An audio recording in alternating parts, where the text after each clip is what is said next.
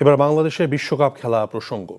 ভারতের মাটিতেই টি-20 বিশ্বকাপ খেলতে হবে বাংলাদেশকে।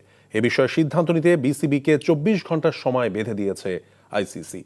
রাজি না হলে বাংলাদেশের পরিবর্তে বিকল্প দল হিসেবে টুর্নামেন্টে খেলবে স্কটল্যান্ড। একটি প্রেস বিজ্ঞপ্তির মাধ্যমে এই সিদ্ধান্ত জানিয়েছে আইসিসি। নিলয় মজুমদারের ডেস্ক রিপোর্ট। বাংলাদেশের ক্রিকেটে এমন দিন আসবে তা হয়তো কেউই ভাবেননি। আইসিসি বোর্ড সভার সিদ্ধান্ত বিপক্ষে গেল বিসিবির। নিরাপত্তার কারণে ভারতে না খেলার ইস্যুতে বোর্ড সভা অনুষ্ঠিত হওয়া ভোটাভুটিতে হেরে গেছে বাংলাদেশ। ফলে ভারতের মাটিতেই বিশ্বকাপ খেলতে হবে লিটনদের। তবে চূড়ান্ত সিদ্ধান্ত নেওয়ার জন্য একদিনের সময় পেয়েছে বাংলাদেশ। শেষ পর্যন্ত লিটনরা না খেললে বিকল্প দল হিসেবে বিশ্বকাপ খেলবে স্কটল্যান্ড।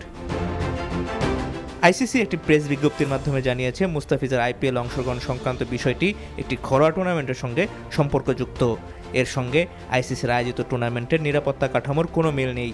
ফলে স্বাধীন নিরাপত্তা মূল্যায়নে বাংলাদেশের নিরাপত্তা সংক্রান্ত কোনো ঝুঁকি না পাওয়ায় ভারতেই বিশ্বকাপ খেলতে হবে বাংলাদেশকে।